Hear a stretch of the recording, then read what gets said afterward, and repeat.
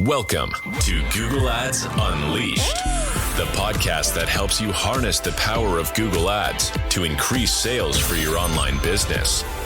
In an ever-changing Google Ads landscape, we uncover the latest strategies, techniques, and best practices for creating effective ad campaigns that deliver real results. And now your host, Jeremy Young. Hello guys, and welcome back to Google Ads Unleashed. I hope you're all doing well. It's a fantastic sunny weekend here in Britain, so I'm just going to be recording this podcast, hoping that it makes maybe your week easier when it comes out, and maybe you'll get some tips and tricks from it as well. But hopefully at the same time you're enjoying the weather and making the most of this. Whilst we have it, because believe me, one thing, if you're listening from abroad, the weather in Britain is very volatile, and it's not guaranteed to stay this lovely and sunny for a long time. But unfortunately, what's guaranteed, and I say unfortunately, it's a bit of a double-edged sword, but unfortunately what is guaranteed is that Google is going to continually bring out new features and new campaign types and new sort of variations to its existing campaigns. And the one we want to be talking about today are Performance Max campaigns, which have emerged in the last year. And basically Performance Max are a new version of what used to be smart shopping. So obviously we in the late noughties, I believe, or no, early 2010s, emerged with shopping as a format specifically for e-commerce, which then in the late 2010s was not replaced because shopping's still about, but upgraded with smart shopping, which featured not only shopping ads and dynamic retargeting of your shopping listings, but which was then yet again phased out within the last year and replaced by Performance Max campaigns, which work for lead gen as well. I'll get to that in a bit. And what Performance Max campaigns essentially are, they are a new campaign type, and now sort of the predominant campaign type on Google Ads, which is a multi-channel campaign, more or less a multi-channel campaign in just one, right? So it's one big campaign that comprises the likes of search, Gmail, display, discovery ads, YouTube ads, shopping ads, all in one hat, right? So this is what essentially a Performance Max campaign is. And very much what it differs from what we sort of know traditionally as advertisers by, traditionally we've just run all of these sort of channels individually, like we would run specific video campaigns for YouTube campaigns, or we would run specific display ads, for instance, in specific campaigns. A Performance Max comprises all of these elements in one, and in that it has obviously a massive impact on your general advertising strategy. And it came a bit of a shock to the system in the past year, because a lot of advertisers didn't really know what to make of it, didn't really know what the best practices are. They didn't really know whether it was a good change as well, and I'm going to get to that in a second, why I think it's not been the best change in my opinion. And we have now sort of obviously learned as an agency to adapt, and I'm going to share sort of my biggest insights in this podcast with you. But I also just mentioned that not everything is rosy with changes. I believe, and this is sort of, I've spoken to many Google Ads advertisers and sort of heard it through the grapevine when talking to reps, and when obviously you don't have to be, a super brain to figure this out. But the core reason why it was introduced is because it adds quite a bit of budget on ad inventory, which traditionally performed poorly or didn't sell well on Google. What do I mean by that? So Performance Max sort of forces you to use search, which maybe sometimes for e-commerce isn't the best channel. It doesn't work as well as obviously shopping results. It can work well, don't get me wrong, but it's just generally speaking doesn't work as well. It forces, but even worse, it forces you to use display, it forces you to use discovery, and it forces you to a certain extent to use YouTube as well, depending on how you set it up, of course. And I believe firmly the core reason why it was introduced is because if you're an experienced advertiser, you will know this. You may as well set fire to your money most of the time if you run display campaigns or discovery campaigns, because they're very, very difficult to make work, especially for e-commerce. And YouTube is the same. It's a very, very, very tricky ad format that requires incredible creatives with an incredible acquisition strategy.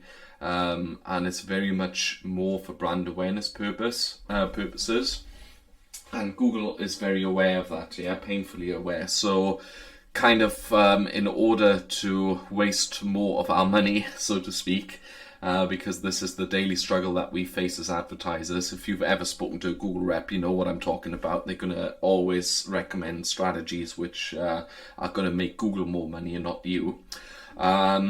With Performance Max, they are forcing us advertisers to adopt channels which are making Google money but not more money for us. So Google has actually promised an average of, I believe, something like 14% uplift of performance with Performance Max. We have not really seen this. In fact, many advertisers and many of our accounts as well have actually suffered quite a bit after Performance Max was introduced, because of exactly that. The through this unification of these multi-channels into one campaign, we have seen a drop-off in performance in some accounts as well. So I believe it's been introduced to make Google more money predominantly, but the problem is we're at the short end of the stick, so we have to lean in and try to make the best out of the situation. All right. So if what is it? Improvise, adapt, overcome, or something like, or adapt, improvise, overcome, or something like that. Whatever the saying is. And but yeah, I'm going to first have a little bit of a chat more about what it's there for and what the key features are. So like I said, it is a campaign that comprises ad placements on search, display, YouTube, and discovery. It also places your ads and your ad assets across those placements automatically and optimizes it apparently automatically for the customer journey. It also adjusts the budget and the bids based on various performance signals across those placements, and it supposedly it does in a way simplifies campaign management, as it's just one single format, and it leans a lot more into automation and machine learning. So something that Performance Max is very much a symptom of as well is not only Google wanted to obviously make more money, but Google's drive to sort of automate more, introduce more and more machine learning, introduce more and more consolidation, and take in the control away from us advertisers. We've seen this now over the years in many steps, right? So we came away from manual bidding strategies to automated bidding strategies. Then we've obviously gone through the introduction of broad for it to grow into the importance that it has now. We're seeing it in audiences being removed to a certain extent. We see it in the introduction of the various audience targeting methods that Google now introduces. We've seen it in shopping being upgraded to smart shopping, and now smart shopping to Performance Max, etc., etc. So it's just a symptom of a larger process that is going on, and that is not going to go away anytime soon. So it's best to sort of try and lean into it as much as possible and find out what the best practices are to make it work for you and your clients. however you run Google Ads accounts.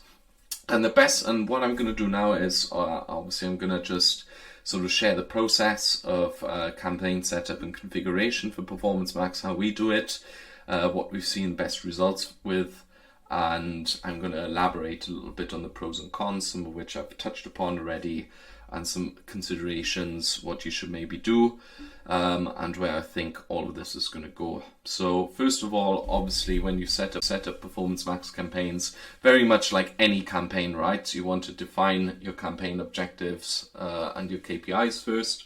So most of you will be obviously in e-commerce, so you naturally you can listen to the episode about how to choose the right bidding strategy for your campaign. It's the exact same. You want to be understanding what your goal is for the campaign, and then set the objectives accordingly.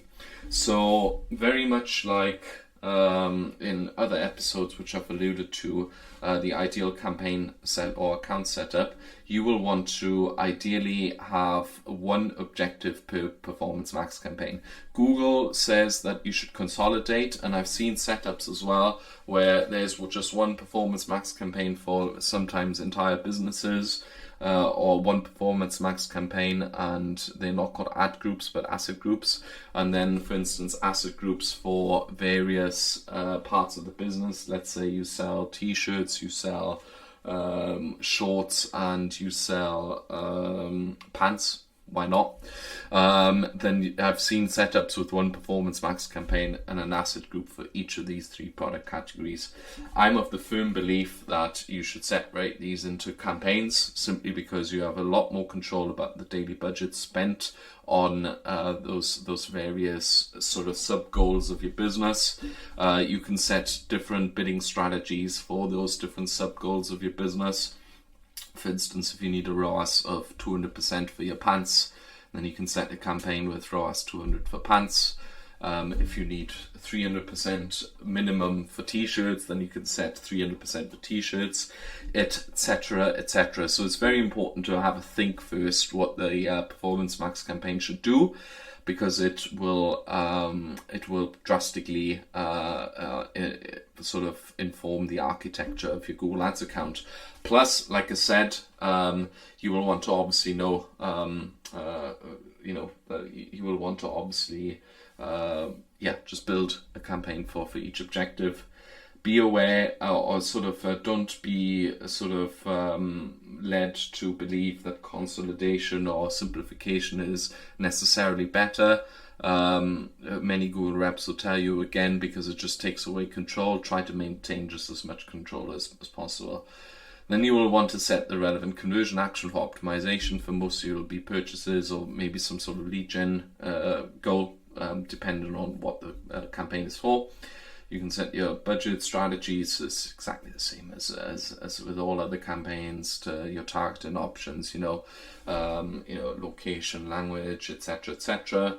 But the three things which are very, very different to, or in some ways different, in some ways similar to other campaigns, is that first of all, you can configure your so-called ad assets. I've already alluded to it. Unlike ad groups, which we have with search campaigns and previously with Smart Shopping, and of course still with Shopping, we have so-called asset groups. So in each Performance Max campaign, you can create several asset groups, and assets more or less contain, for instance, search headlines, long descriptions, videos, logos, images, etc., etc. So if you were to create, let's go back to the shirts and pants example, if you were to create two campaigns, you would have two campaigns, and one campaign with each one ad asset group, and the asset group would be then all about, all the elements like the headlines and maybe the videos, etc., will be all about the product or the service that you want to sell in that campaign. So just be aware that if you write out the headlines and long descriptions, you don't have control over what searches it'll show for like you do with search campaigns. So just be aware to maybe, very much like optimizing titles, that you choose headlines and descriptions in such a fashion that it very much reflects what the top search volumes are. So just reflect sort of top keywords in there, but obviously be creative, right? Write them as nicely as possible, and just use captivating images and videos and all the other assets when you configure your ad assets. There's a workaround later where you don't have to use any ad assets at all, but I will tell you that in the best practices section of this podcast. So the next thing that you will want to configure, if you are for lead gen, this is not important, but for ecom this is your listing groups. So naturally, you will want to select the products that you will want to show in that campaign. And you can obviously use different filters. You can do this through custom labels. You can do this through whatever, item IDs, etc. Just if you sell, for instance, shirts and pants, going back to the one, then you'll want to campaign with the all listing groups shirts and the other one all listing groups pants, right? And then the third thing, which is quite different, which you will not have seen before, is that you will have to configure audience signals. So what are audience signals? The easiest way I always try to explain this to clients is the audience signals of PMax campaign are very much like, imagine kickstarting an engine. You will want to be telling Google, hey, these are, for instance, the types of keywords that people search for who are interested in the service or product. These are the type of audiences my audience sort of hangs around in, right? Here's a list of here's, for instance, a customer list which I've uploaded, right? For all my previous customers, look at them, Google, look for people like those, etc.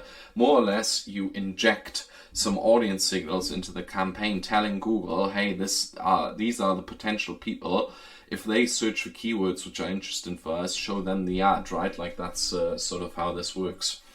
And we've made the experience as well that asset groups with audience signals which are well made. So Google actually is pretty good in this regard. They will tell you what the best practices are, and what sort of types of audiences you should include and what type of audience signals. And if you just follow the advice, that's usually pretty good. And we've actually done A/B tests and found that ad assets with audience signals tend to perform better, more quickly, just because you tell Google in a way, hey, these types of people and searches are valuable to us. So this is sort of how you set it up. It very much is a hybrid between all the campaigns. You will see this very quickly, and but have a play around and see what you think. I think it's relatively straightforward, but I'll let you be the judge of that. So how does Performance Max work for us? So I've already said that we've had mixed results. Some accounts are doing really well, but we've also had a lot of people come to us after the switch from Smart Shop into Performance Max who are saying, Jeremy, all our campaigns have gone to the dogs since Performance Max was introduced. Help us. So I'm just going to start with the pros because that list is considerably shorter. So first of all, it sort of consolidates obviously the work. If you let's say you don't have a lot of time and you just want to run like a sort of an omni-channel campaign and just blast something out there, and you're not sort of too worried about what sort of results you're getting out, then this multi-channel approach can make maybe some channels work, like display, discovery, which traditionally may have not sort of worked in the past for you. So that's kind of an advantage of it. It's very easy to set up, and if actually Performance Max performs, then it can work extremely well. But unfortunately, there's a long list of cons as well. So for us as advertisers, the lack of control is huge. So it is really difficult to explain to clients, and obviously if you're an e-commerce business owner and running Performance Max, you will obviously want Google to spend your money as efficiently as possible and to distribute the money between the channels to give you optimal performance. However, as Google is unfortunately not that generous, let's put it like that, and will very often distribute the money between channels so that it makes the most money for Google and not give you the best results in that regard. So the lack of control where the budget goes, how much goes on shopping listings, how much goes on search, how much goes on display, is really annoying and also very difficult to report on, right? So Google doesn't really reveal how much goes to display, how much goes to X, Y, and Z. You sort of have to guesstimate that in a certain way. Another thing that we're talking about lack of control is the lack of search terms. So we already saw this with Smart Shopping, where we weren't able to see any search terms. We see the same with Performance Max. We can't really see for which search terms Performance Max is converted. There are reports, sort of kind of what keywords people are looking for, which are leading to conversions on the Performance Max campaign. However, it's really poor and not sophisticated at all. As a result, same as Smart Shopping before, Performance Max doesn't do negative keywords, which is super, super, super annoying, because especially if you have clients who are very worried about a split between their branded search campaigns. On that note, listen to one of my last episodes about how to set up a brand search campaign and why they're important.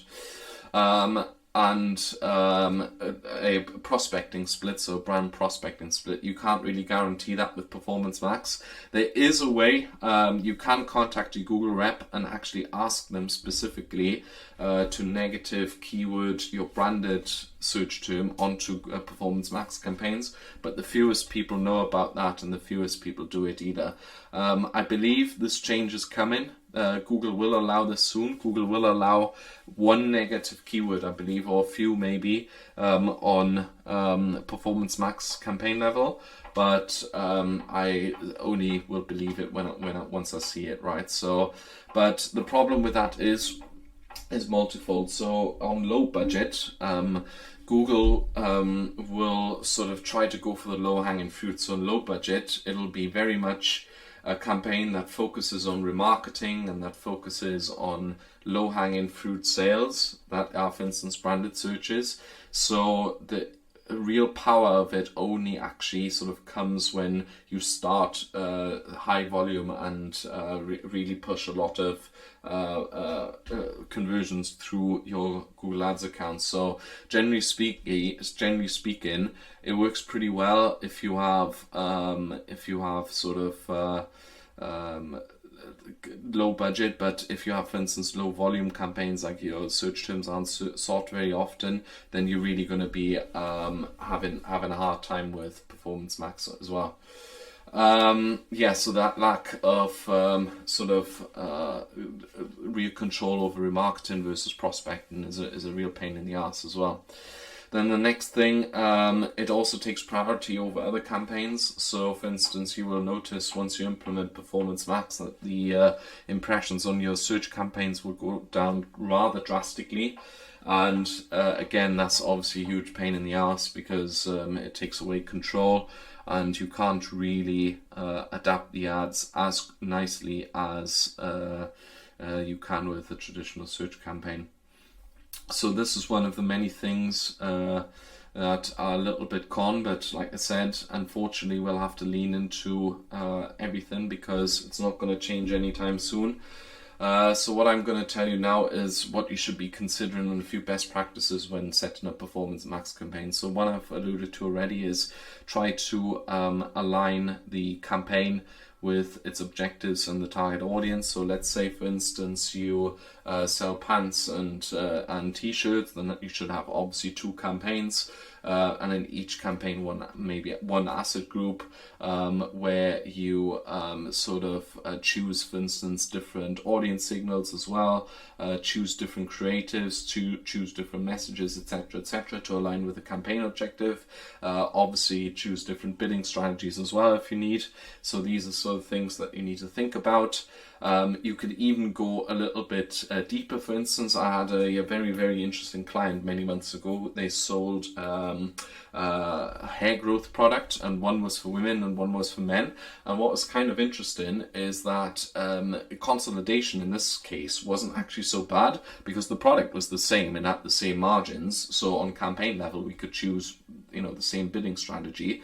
But one asset group we just focus on males, and one asset group we focus on females, right? So we had one campaign, two asset groups, one for females, one for males, and that worked really, really well, right? So this is something that where you can actually leverage Google's machine learning as well to your advantage.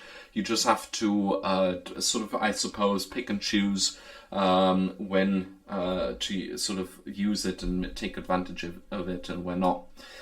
Then obviously it needs as much TLC as everything else, so check your listing groups regularly if they're performing, because you will always have products which don't perform and products which are your best sellers, so try obviously to get rid of them. Then something that Google has very recently introduced is that it actually shows you how various assets are actually performing in your entire performance. So what you will want to do is obviously ongoingly improve those ad assets, right? If you see an ad asset that is underperforming, well, just swap it out with something else. So if you're a meta media buyer, this will really play into your cards, right? Because that's what meta media buyers do all the time.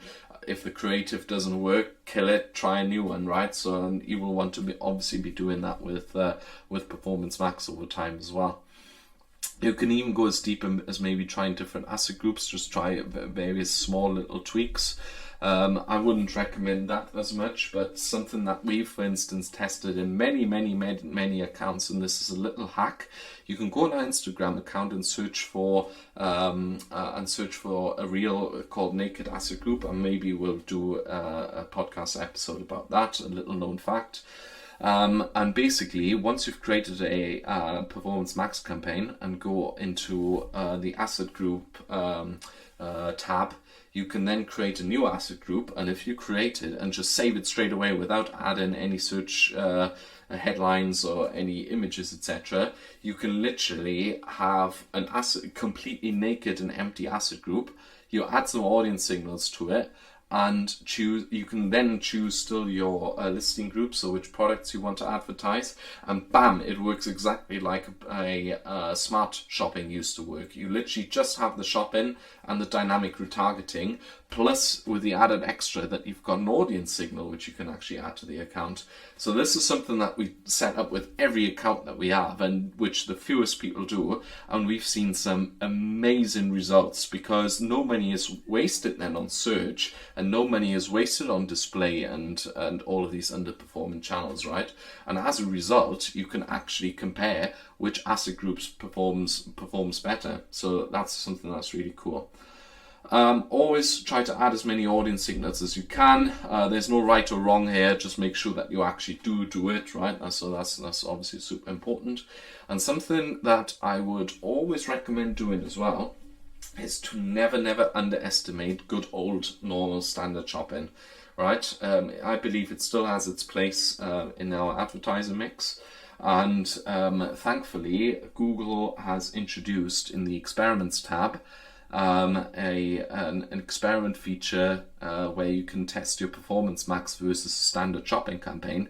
I believe this is something that you should definitely test and see what works better for your brand. So, right, so these are sort of my best tips which I can give you. Where do I think this is going? Well, I alluded to this before. I think it's just going to go one way. It's going to just increase. I think that first of all, Google is going to start learning about advertisers' concerns. They do this all the time. They try to sort of see how far they can take it and how pissed off people get then.